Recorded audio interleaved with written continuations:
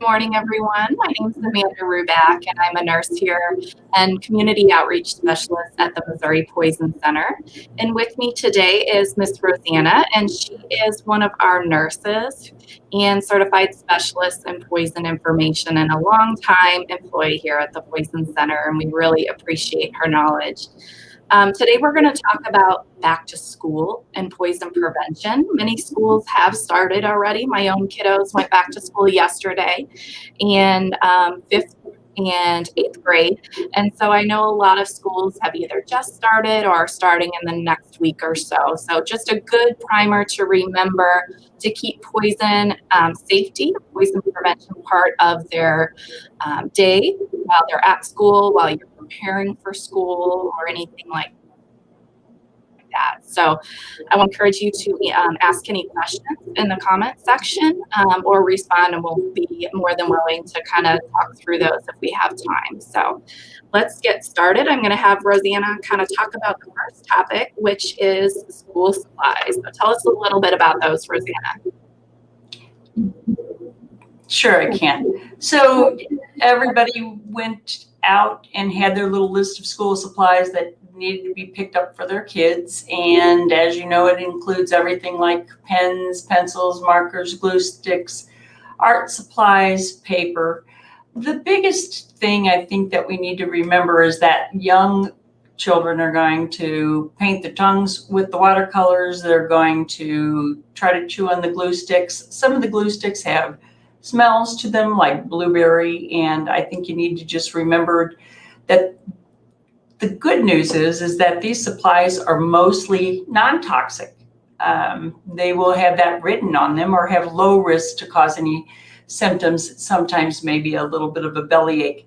If you suspect that a student or your own child has done something like this, rinse their mouth and wash their hands and give us a call. Our phone number we'll say a few times throughout the presentation today, but it's 1-800-222-1222. And if you would like to put that in your phone, we welcome it. It's something that there isn't a question that can be too simple or silly. We are here to help. The art school supplies section, we will get calls on these, but truly they're one of our low risk areas for exposure. Does anybody have any questions out there about those? All right. All right, and we're going to move on to another topic of lunch boxes and kind of lunch safety, those types of things. Go ahead. Okay. Boy, lunch boxes. Let's talk about that for a minute. I think one of the things that I want to mention, and I have to add that a good friend of mine from over in England said, "Oh, will you please talk about hand washing?" And we agree with that. Remember to tell your kids we want them to wash their hands for at least 20 seconds or the alphabet with soap and water before preparing and eating their lunch at school as well as anywhere else. It's a great habit to teach the kids. It's one of those things that we know will minimize their exposure to bacteria that can give them a bug for like 24 hours, sometimes longer if it's a bad bacteria. Make sure that hot food stays hot with a really good insulated thermos. And what's really interesting is FDA has actually studied some of these things. And we know that cold foods such as lunch meats and sandwiches and yogurts need to stay chilled. And the FDA recommends at least 2 freezer packs to make sure that the food stays adequately chilled. Now, for all you parents who get home and you find leftover half-eaten sandwiches, unfinished soup, you know what? Get rid of it. It's not worth saving for the next day. It's actually not worth giving them those sandwiches in the afternoon. The risk of bacteria buildup at that point in time is too great. The other thing we want to talk about with these particular lunch boxes is that they come in all kinds. You know, you have the nice little insulated kind. There used to be the metal boxes. The thing is they have these little desiccant packets in them called silica gel packets. A lot of the times the kids have not removed them from their lunch bag and you might not see them. If you do see them, just remove them and throw them away. If the kids eat them, it's not a toxic product at all, even though it gives parents a heart attack because it says in big bold letters, do not eat. Well, any parent who sees that is going to think, oh my gosh, I have just poisoned my child, but it is truly like chomping on sand. So just brush their teeth, have them rinse and spit, and give us a call. We'll give you a follow-up call if you want us to in an hour.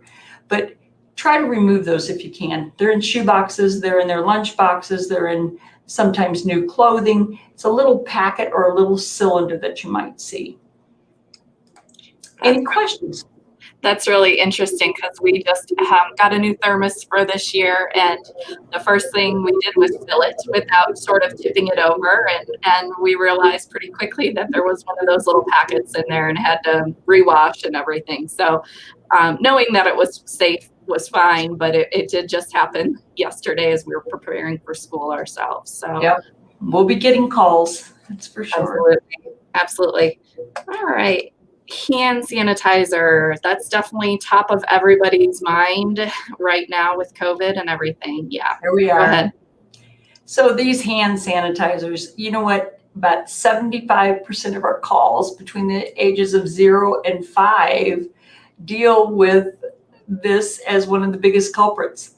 It's an interesting thing. It's a bottle that's easily pumped once by young children. I think that what you need to know is it's very important to teach them proper use, to teach them just to squirt on their hand and to teach them to rub it in until it's dry. It takes about 20 seconds to do that. And then not to rub their eyes or touch their face until they've done that.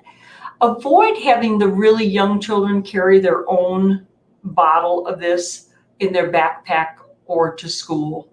Just only because we know that it's not only your child that might be around that backpack, it might be somebody else's child who has not been taught not to touch these. The other thing is that I wanted to address, I don't know if you can see this, but the tops of these, as well as the spigots at school, sometimes get a little bit of a glob of gelled sanitizer on it, and they go to pump it, and it can actually squirt out the side, and you can actually get an eye exposure that way.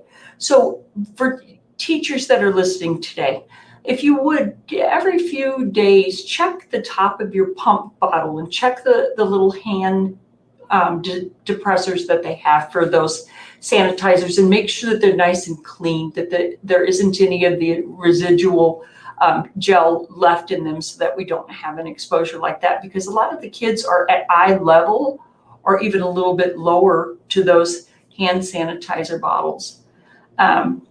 If you do have a problem with it, start rinsing and give us a call. If they eat it, rinse their mouth and give us a call. Again, we'll walk you through it. It's a situation that most of those we can watch at home or watch at school and not have to do anything but a couple of little tricks. Okay?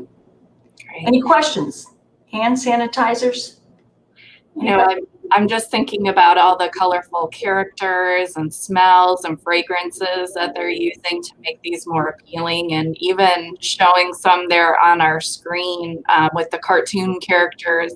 The ones in the middle, luckily, have been kind of forced off the market because they were actually being confused as like applesauce or baby pouches. Right, yogurts, and attracted to them. So it's important to also kind of keep that in mind, that, you know, the more scented or the more colorful or the cartoon characters may actually appeal more to children, you know, to have them taste or try it as well. So it's good points.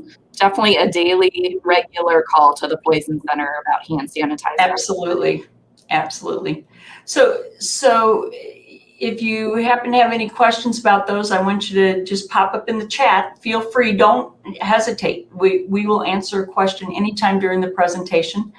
The next thing we're going to talk about is cleansers. There's going to be all kinds of cleaning supplies, disinfecting wipes. This is a particular one that I'm sure everybody has seen. There's a chance that your child may come in contact with some of these, licking the surfaces or, putting their mouth on the table, breathing in some of the toxic fumes. Now, people are going to say, what do you mean toxic fumes? How can they be using toxic fumes? Well, schools are very careful. I have to tell you, we have schools calling saying, can we use this particular product? Do you see a problem with us using this particular product? Toxic fumes come when you get to mixing things. The big rule of thumb here is don't mix cleaning products. Just don't do it. Bleach is very unstable and it loves other products, but it can create a very toxic fume that can make you very sick in a very quick amount of time. So just never mix any chemicals. Know that the chemicals that they're using to cleanse at school are chemicals that are recommended by the CDC and the FDA, and they are used to aerosolize on the desks and in the rooms. And in those situations, they usually open the doors and open the windows, and it might cause a little bit of irritation or a cough if by some chance someone would get a little whiff of that cleaner, but it's not going to be a poisoning from that aspect, just so that you know. Just never mix any two cleaners together. I don't care what they are. Bleach is a big culprit, but any two cleaners, it's just not a good idea. And often bleach is hidden in things using other names like sodium hypochlorite and other terms that you may not really be aware of. So you may not know there's bleach in something until you already have done the mixing and produced something. So that's also another reason to kind of just read labels and to kind of be careful with what you're doing and mixing, never mixing. Good point. All right, on to medicine. Medicines. I could talk about medicines probably in one little presentation all by itself. About 6% of the kids in elementary and high school receive medications of some sort for asthma, epilepsy, depression, diabetes, autism, ADHD, ADD, among other things. Even if a student does not have one of those chronic conditions, students may need an over-the-counter medicine or pain reliever. Providing medications to students is one of the most common health-related activities performed in school. This may or may not be done by a school nurse. So it's really important that we, as a parent, take the responsibility to have them be prepared as much as possible. Sometimes medications have to be given by teachers and secretaries and health aides. Very important. If it's a prescription medicine, I want you to ask your pharmacist to make 2 medicine bottles with their own labels, one that can be kept at home and one that is sent to school with a parent on the day of school starting, and with explanation on how to give it.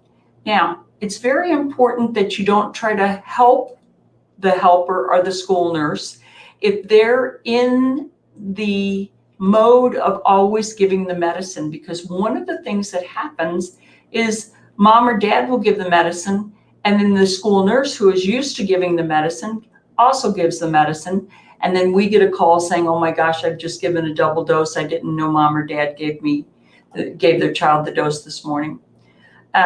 Read and understand your school's policy. They've got policies on how to administer medicines and what they want you to do with those. Read those and follow through on what they have to say, so that your child can get the appropriate care that they need. Some children need to carry medicines on their person, and there are actual forms that you fill out that you take to school to administration so that they can carry those on them. Just make sure that your child is taught the proper way to dose and administer, and make sure that they are also taught that they don't share those with other children, that that's their particular medicine that they need in case of an emergency. All prescriptions, as well as over-the-counter medicines, will need a written permission from a doctor or from you. So just be prepared for that coming up. As you know, school is starting, like Amanda said just a little bit ago. While we're talking about that, let's talk a little bit about the age appropriateness of children giving themselves their own medicine. Many times we have children who give themselves their own medicine. There isn't a described age that's appropriate for a child to begin giving them their own medicine. I think you just need to consider this. If a child is on medicine because of their inability to concentrate or lack of attention, or maybe they have a developmental delay, maybe they have seizures, it's very important to know that some adult needs to be administering that medicine in the morning, not the child themselves. It's too easy to make a mistake. There are bottles that look just like mom and dad's bottle. It's too easy for them to pick up your medication, take your medication instead of their medication, take too many pills, have a change in a dose, have the dose change from 10 milligrams to 20 milligrams, and have them still think that they are taking the smaller dose and take 2 because that's what mom's been giving them for the last few weeks while they're waiting to change over to the newer dose. It's just a good idea to have it be adult supervised. The other thing you can consider is a pill planner. I don't know if anybody ever uses anything like this, but if your child is on a medication that they take in the morning before school, you can put a pill in each one of these little slots, and each day of the week is labeled, and that way you know you've given the child their medicine, as well as you know that the day of the week has been taken care of. And take this pill container and put it way up high and lock it in a shelf. Don't leave it sitting out for them to then think, oh, did I do this? Because how many of us go, is this Wednesday or is this Thursday? I'm not sure which day it is. But a pill planner is still a good idea. It does minimize the chance of a smaller child getting a hold of a whole bottle of medication. Does anybody have any questions or anything about that? When we talk about these medicines, we always think about field trips. Certainly there are occasions where children need to have medicine with them on a field trip. Doctor's notes and making the people who are going to be responsible for their care, making them aware, is the best way to avoid a mistake. Occasionally things occur. If it does occur where you give a double dose or you give the wrong medicine, don't panic. Please give us a call. Again, it's 1-800-222-1222. We are fast. It's confident. It's not something that you have to worry about. We get calls this time of morning all the time about being given the wrong medicine and what do I do? Or dad gave the medicine and then I gave the medicine. What do I do? My child just got on the bus. I didn't know. And we will work with you in your school and help you get things organized. Teachers, please feel free to call us and talk to us about these things. This is a situation that we have, that we are in this together.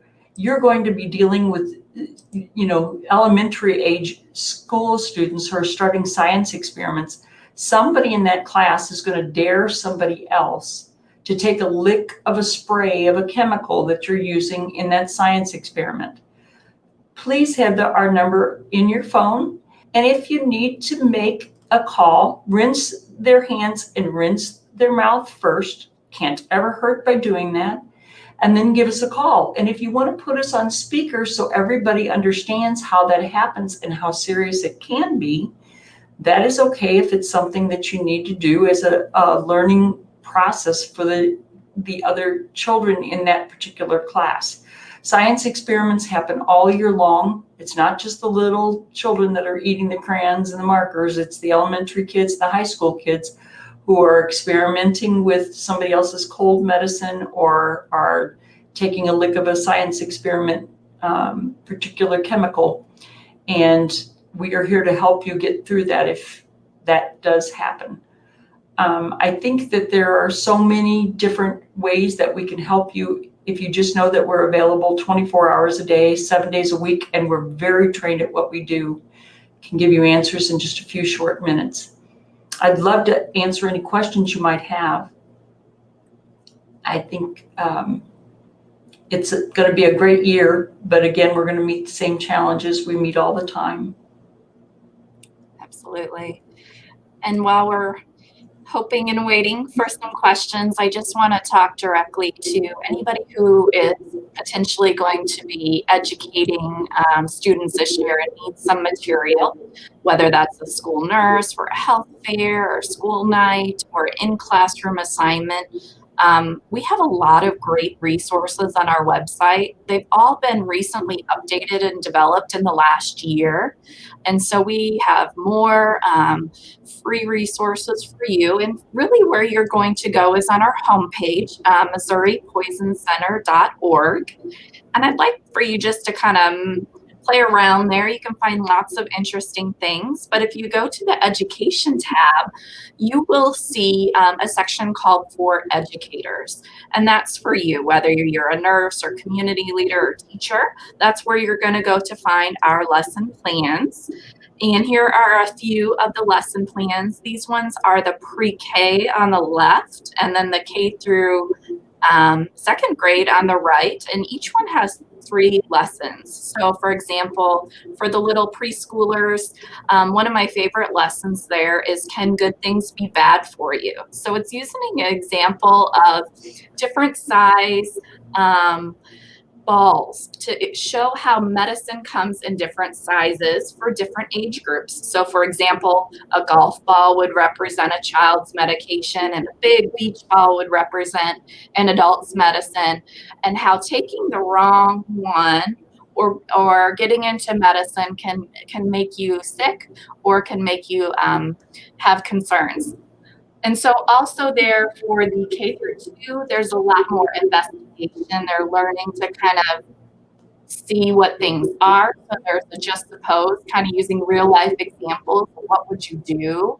Or how would you, answer this question? And that's kind of a role-playing lesson. And each one of those are downloadable for free. They're printable for you for your access.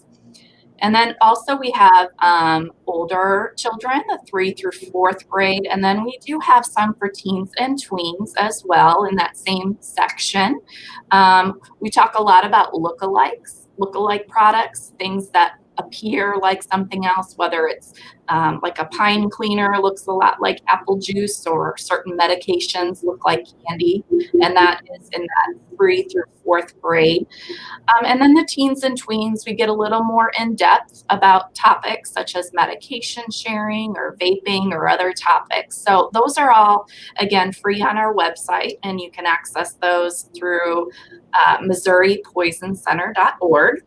And then if you ever need material, there's another section to click to get free resources, whether it's magnets or brochures. And then there's additionally a phone number and an email to reach out to myself if you have questions for a community event or an in-classroom or virtual training. Feel free to reach out to us as well, because we can provide that all over the state, especially now virtually, as we're kind of using that more and more. I do see a couple questions I want to answer, and I'll have you help me, Rosanna. Sure. Ask, what should the school know about severe allergic reactions to foods or bites, maybe some bee stings or other bites? I'd like to take that if I could, Amanda. Schools should know everything. Schools should know what kind of a reaction they had, what it was, what food they were eating that they were allergic to. They should know whether you've been to an allergy doctor, whether they have an EpiPen, what medication you have given them in the past. And to be quite honest with you, if they've had an allergic reaction to a sting or a bite and you do give them an allergy medicine, get one of their forms and fill it out and take it in with you. Meet the nurse or whoever's going to be giving the care in person and say, this is what I'm dealing with and this is what we've seen.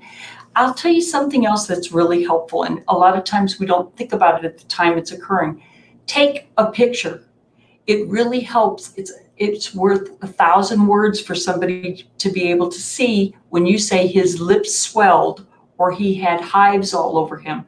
It is an impressive thing to take a picture into school and say, this is what he looked like or she looked like the last time they ate walnuts. EpiPens and antihistamines are the most common thing that are prescribed, as you know, and they should be readily available to children who have allergic responses. It will be up to your doctor whether they should have an EpiPen on their body physically in case they need it.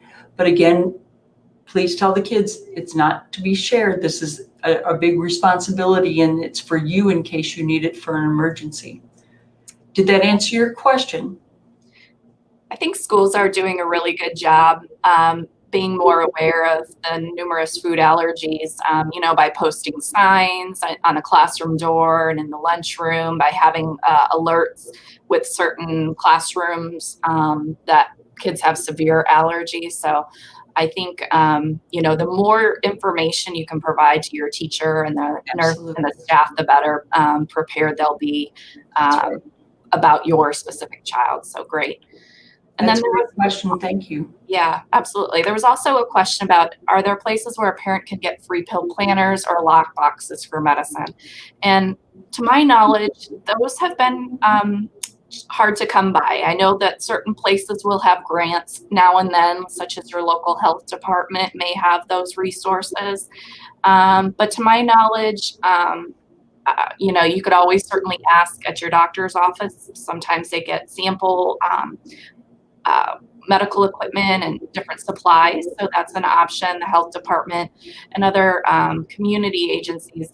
But in terms of one specific one, I'm not aware off the top of my head, unfortunately. It would be great for everybody to have a medicine lockbox in their house. I think the one more inexpensive way I've seen is maybe get an old tackle box or even an old, some sort of device like that, and people use those as kind of makeshift medicine boxes with a padlock on the locking part.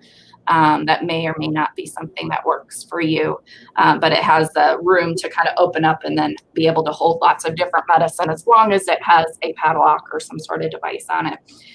Alternately, keeping things locked up and put away in a locked cabinet is another great option if you don't have a separate box. Exactly. One of the things that, we're locking this up because it is dangerous for a child to get a hold of this and take too much or take the wrong medication. But we also sometimes tend to forget that children are being prescribed substances. So it's not something that you want to have readily laying around your house. You want to have it locked up. You want to have it away from the children. And the bottle of methylphenidate and the bottle of Adderall are going to look just like your bottle of thyroid medicine. And children can't read at that age, and it's very possible that there could be mistakes between any kind of medicine, blood pressure medicine or any blood sugar medicine. And it's just a good idea to have an adult administer it and keep it locked up. I think that's a great message, and that was a good question. Yeah, absolutely. Thank you for those very much. And as Rosanna has mentioned a few times, we really encourage you to be prepared and save that poison helpline phone number in your phone today. So here it is again. It's been on the screen a number of times. It is 1-800-222-1222. And as we've said, it's a free line. It's staffed by nurses and pharmacists who are specially trained. We're here 24/7, so you're up in the middle of the night worried about something, or it's a weekend and your doctor's office is closed. Great reason to reach out to us for both exposures to products or medicines, as well as questions related to those things. We always prefer answering a question about safe use or how to dose something rather than to deal with an exposure. So we're happy to do that, and it's free and confidential. So.